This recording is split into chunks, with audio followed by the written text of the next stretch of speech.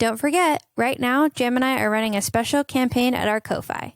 If you go to ko-fi.com/chem4yourlife and subscribe at any amount, Jam and I will send you a special Chemistry for Your Life sticker. That's ko-fi.com/chem4yourlife to learn more about why we're doing this and how to subscribe. And now, on to today's show.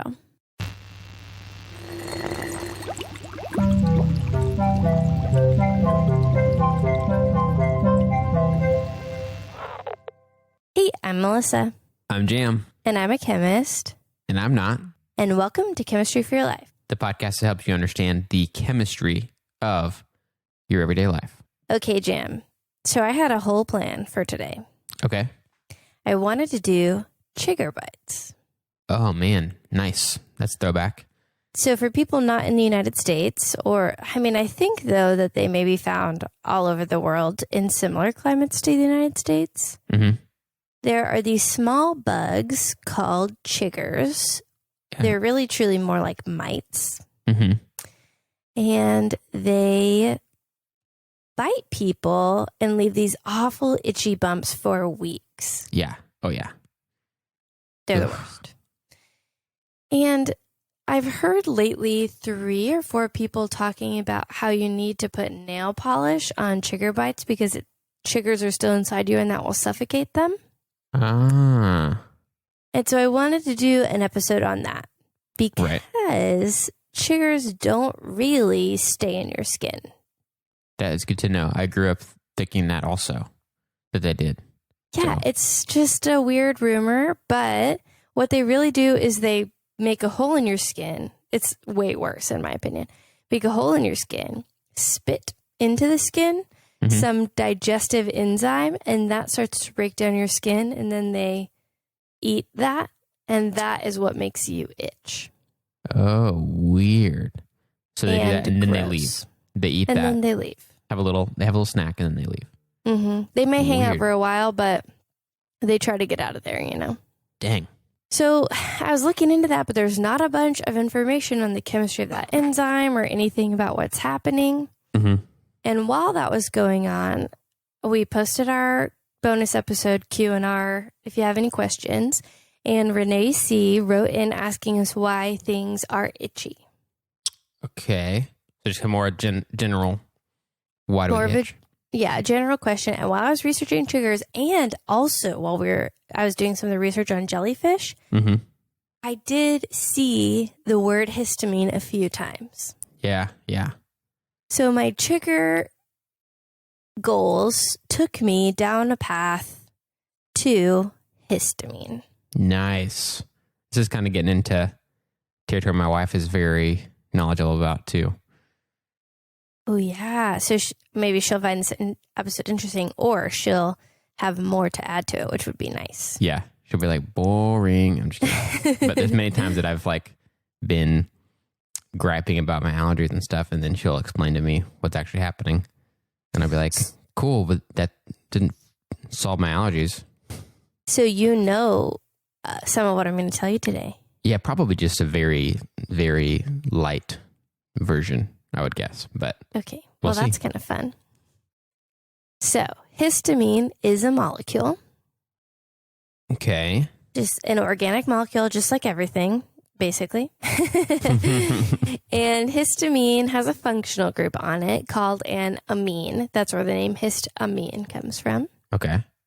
Amine is a nitrogen group with 2 hydrogens on it, or sometimes 3 hydrogens, or sometimes 1 hydrogen and some other things bonded to it. But generally, when it's in a molecule, it has a nitrogen and 2 hydrogens, and then it's bound to the molecule. Okay. Okay, and we've talked about functional groups before, but just to review, functional groups are basically just an arrangement of atoms that are present in a molecule that generally function similarly when that arrangement of atoms is present in different settings. They have similar properties. Right. Similar functions, similar properties, and they're present in a lot of different organic molecules. So amines are fairly common. Mm-hmm. Okay, so the thing about histamine is actually it exists in our body because it's trying to help us. Right. Right. So it originates in our body as part of an immune response. There's an antibody which fights off bacteria in our body, or maybe even viruses. I'm not 100% sure on the function of antibodies. Uh-huh. But that will release histamine when it's triggered by bacteria or an invader, such as pollen. The antibody triggers the release of the histamine. Right. Right. And histamine's job is to help us fight off these invaders. And histamine does that by increasing blood flow, which then will sometimes cause inflammation, stuffy nose. Yeah.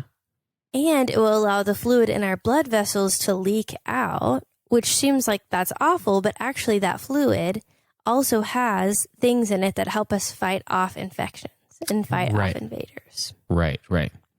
But it's awful when it's just a runny nose. Yeah, totally. So histamine will trigger that response, but it also binds to a receptor called an H1 receptor. Okay. And when it does that, when there's a lot of excess histamine binding to our H1 receptors, it will give other symptoms associated with seasonal allergies. So that's histamine. Okay. It's in our bodies trying to help us. But when pollen exists in excess, our bodies interpret that as an attacker. Mm-hmm. And then, because they feel like they're under attack, they release all this histamine to try to protect us. And that makes us have all these symptoms that make us feel kind of miserable. And we're not really even under attack. It's almost like a fake attack. Yeah, yeah. Trojan horse style. Yes. So what we do to help that is take allergy medicine, right? Yes, antihistamines. Antihistamines. So antihistamines have a similar enough structure. They're usually organic molecules as well. Uh-huh. They have a similar enough structure to histamines that they can bind to the H1 receptors where histamines try to go. Uh-huh. But they are different enough that they don't trigger the immune system response. So sort of like what we talked about in our caffeine episode, where it blocks off the sleepy receptors. Right, right. Antihistamines block off the allergy receptors, the histamine receptors. Oh, the H1 one or a different one? The H1, yeah. Okay, got it. Interesting.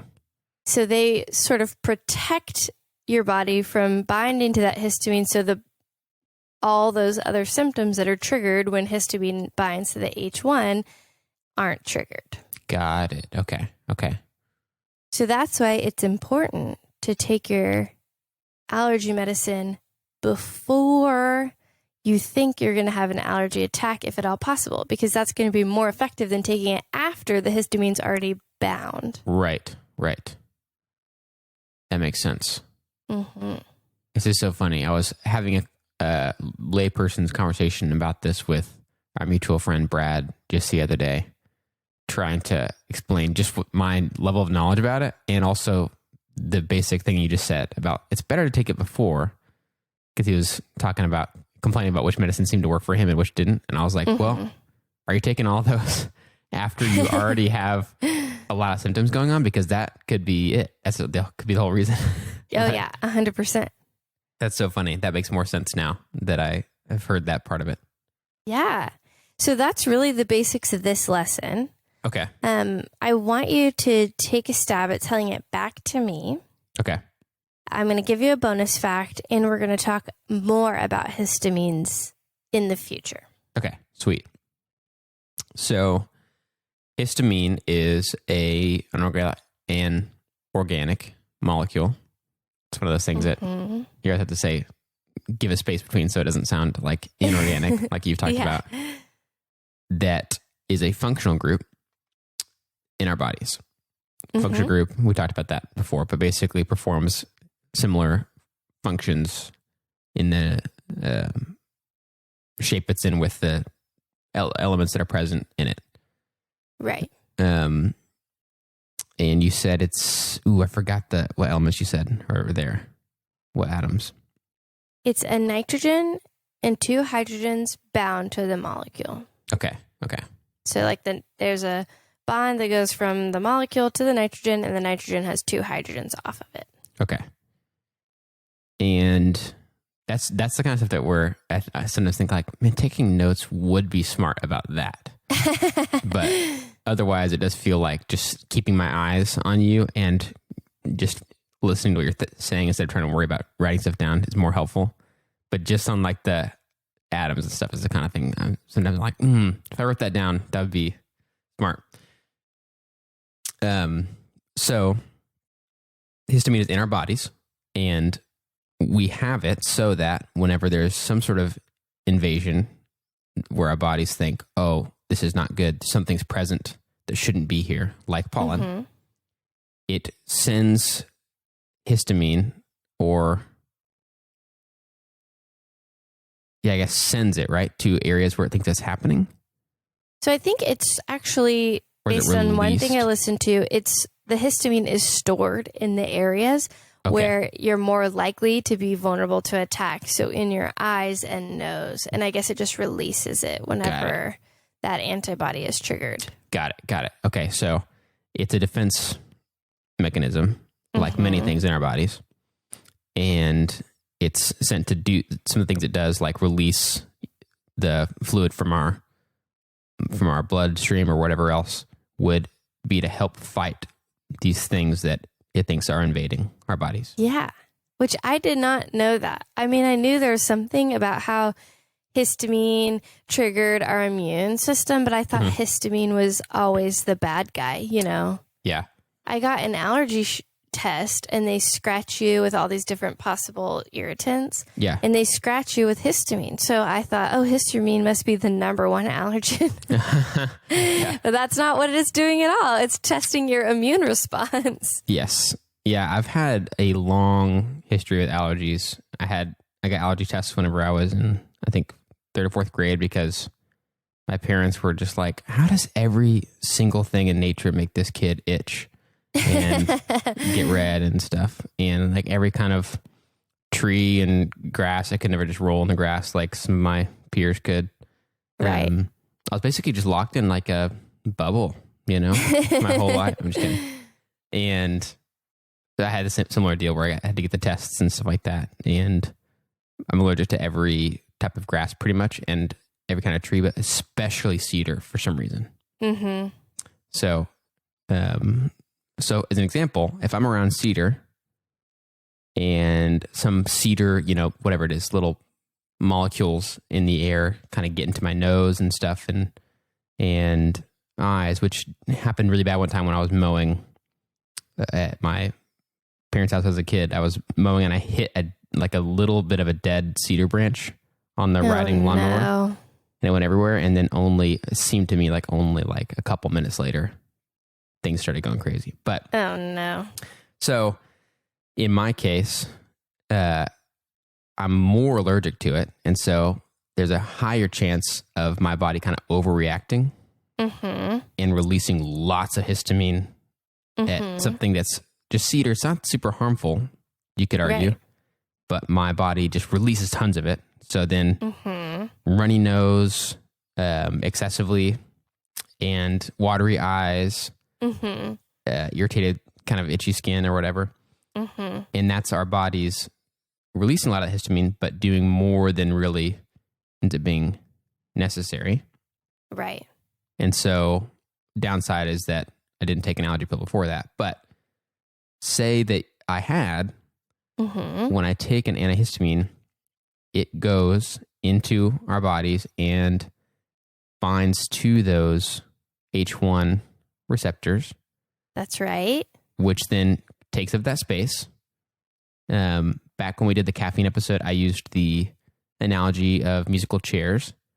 And so it's sort of like the music stops and there's not a chair for histamine to bind to because we've already filled it with our own musical chairs players. And the music stops, the histamine can't bind to anything, and it curbs the overreaction of our bodies so that we don't get a super runny nose and don't get super watery eyes. But on the one hand, you could argue that maybe depending on what things your body might be trying to fight, you might be stopping some good things from being fought. So who knows? But most of what we get annoyed by is the overreaction of our bodies. And it's not like pollen actually makes your eyes water and your nose run. Right. Our bodies are doing that or whatever. Yeah, and I thought that was so interesting. I didn't know the histamine was a molecule. I should have probably, but I think it just those dots never connected for me, that I thought, oh, histamine's probably just a molecule. It just sounded like sort of a name for something. I don't know. It never connected for me. And I never realized that antihistamines were blocking the uptake of the histamine, and that histamine really was an immune response. I sort of knew some of that, but I had never put it together in this way. And so I was really excited. Yeah, totally. It's fascinating. And we can all I think everybody has at least a little bit of seasonal allergies for stuff. Right. Some of us are these puny, really get down, once or twice a year. Mm-hmm. But everybody can relate to the feeling of having watery eyes and runny nose and being miserable. Right. Well, I have one bonus fact for you today, but before I give you that, okay, I was torn about this episode because there's a lot of other stuff that histamine and antihistamines can do. Okay. And so I couldn't decide if I wanted to bake it all in one or split it up. And so what I decided on eventually was today's was just going to be about the function of the histamine and the antihistamine. Okay. But next week, we're going to do one of those dives into literature. Okay. Where I share some of what current research is doing to make use of histamine and antihistamine. Okay. Sweet.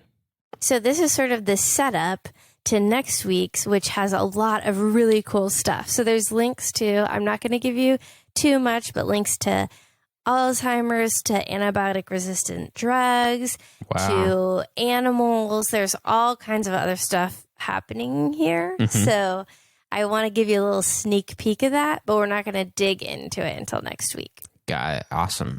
Okay. So kind of like we did with mosquito repellent research, and then also I think like plastics and recycling research, where you kind of shared with us what's happening right now, some exciting stuff to cheer on the scientists that are figuring stuff out and making advancements and whatever else right now. Absolutely. That's exactly what I wanted to set it up as. Nice. I thought it just would be too long, especially after last week's long jellyfish episode. Yeah. To have it all in one. So I kind of broke it up, but here's a fun bonus fact for you. Okay. If you take Benadryl, are you one of those people that gets incredibly sleepy? Yes, I am. Okay. So am I. So antihistamines can make us sleepy because H1 receptors are not only involved in the uptake of histamine, but they're also involved in the triggers that tell our brain that we should feel sleepy or that we should feel awake. Right. So like with caffeine? Mm-hmm. Okay. But in this case, if we're blocking these receptors, we can't uptake some of those things that we need to feel awake. And so we feel very sleepy because our antihistamines are blocking our receptors. Oh, weird. Mm-hmm. Huh.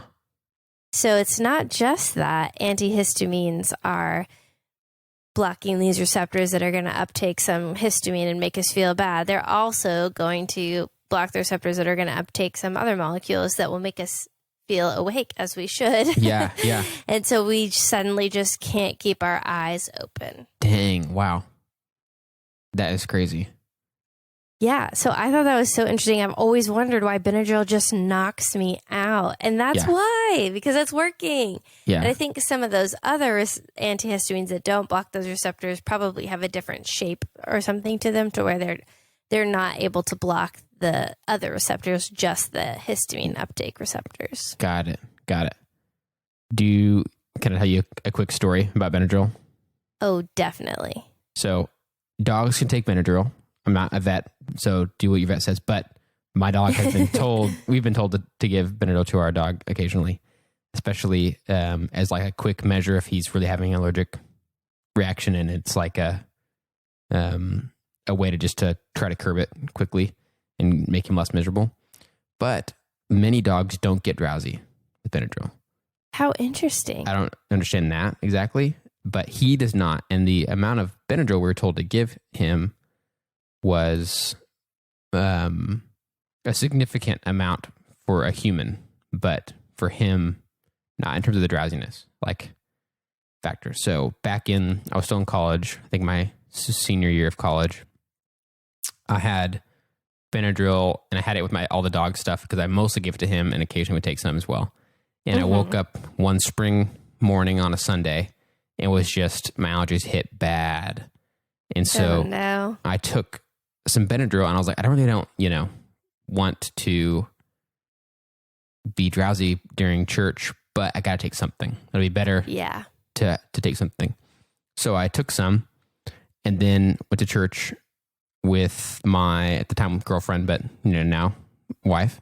And I was just so drowsy the whole time and was having such a hard time staying awake. And then afterward, I told my girlfriend that I'd taken some Benadryl. Afterward, she was like, how much did you take? And I can't remember the amount, but I took what had been giving my dog. Because no. I thought, I mean, he's a little dog. He's a beagle. He's not very big. And she was like, that was double what you should have taken. Like, especially if I was going to tell you to take Benadryl and then try to be awake during the day. Yeah. I would have told you to take this amount. I just can't remember how much. And I don't want to give advice about how much to take anyway. But basically, I'd taken double what I should have taken. And so it's no wonder that I was having an impossible time staying awake during church. So, and now you know all those H1 receptors were just locked. Yeah. Gosh, man. Well, I'm really glad that we got to do this. I did not know any of this about histamines or antihistamines, but they're all just organic molecules, which I love and I'm so excited about. And I love learning new things. So I thought this was a really interesting topic, and I'm really glad. Thanks for Nacy for asking us about it. Yeah. Speaking of really fun things, I'm going to go first again this week. Okay. Because I had a really fun last week where I went to Colorado for a trip for my honeymoon, and we were up in a cabin in the snowy woods. Nice. I hate being hot, as you guys well know, and it was a dream come true that it was snowing in May. So that was my fun thing from this past week. I really enjoyed it, and I got to see snow in May. So that was great. Dude, that's awesome. Yeah, I got to see some pictures that y'all sent from your honeymoon, even one where y'all were, in a hot tub in the snowy Colorado weather, which is awesome. Yeah. What a dream. And we ate so much good food.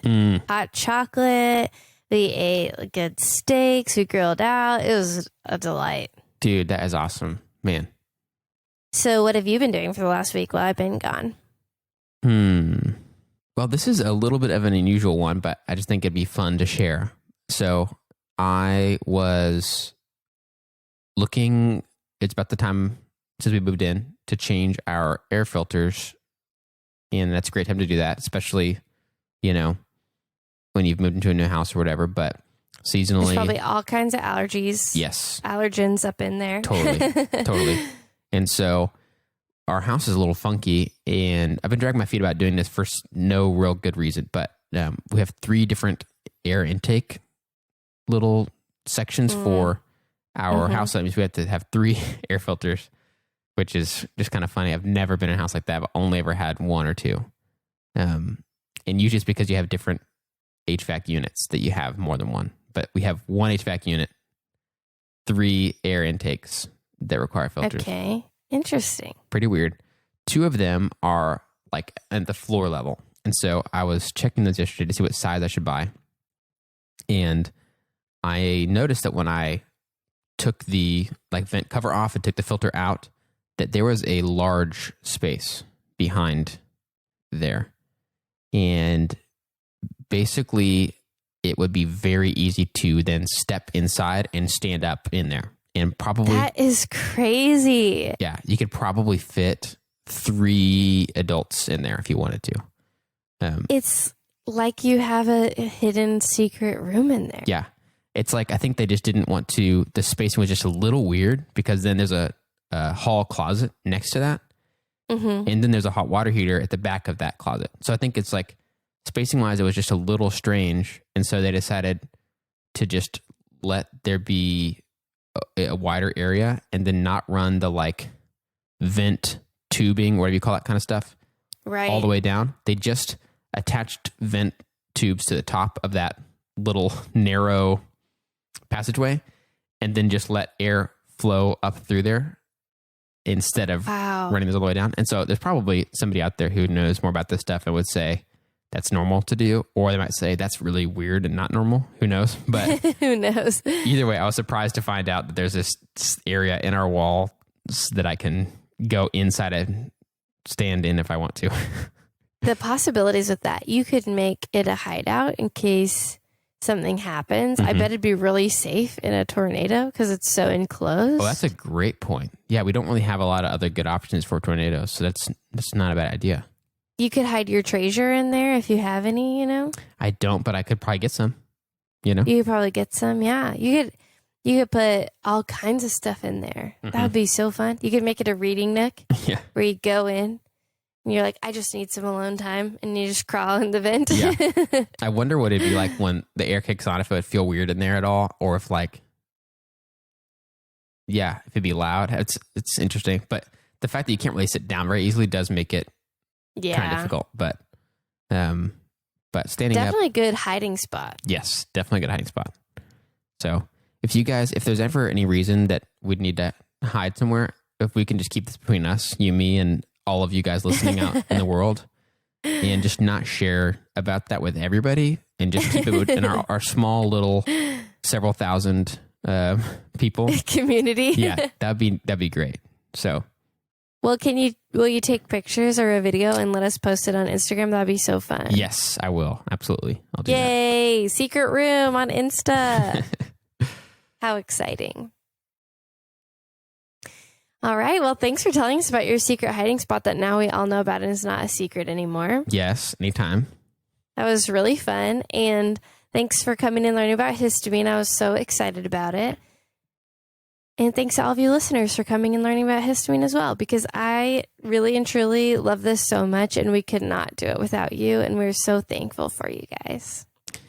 And thank you for teaching us. And thank you to Renee C. for suggesting this topic and asking us a question. So if you've got an idea or a question that might have something to do with chemistry, please let us know. Reach out to us on Gmail, Twitter, Instagram, or Facebook at Chem for Your Life. That's Chem, FOR, Your Life, to share your thoughts and ideas. If you'd like to help us keep our show going and contribute to cover the costs of making it, go to ko-fi.com/chem4yourlife and donate the cost of a cup of coffee. And this is the last week to join our Ko-Fi at a monthly amount, any monthly amount, and still receive an exclusive sticker and a note from Melissa and I to say thank you. But if you're not able to donate, you can still help us by subscribing on your favorite podcast app and rating and writing a review on Apple Podcasts. That also helps us to share chemistry with even more people. This episode of Chemistry for Your Life was created by Melissa Collini and Jerem Robinson. References for this episode can be found in our show notes or on our website. Jerem Robinson is our producer, and we'd like to give a special thanks to A. Hefner and A. Collini, who reviewed this episode.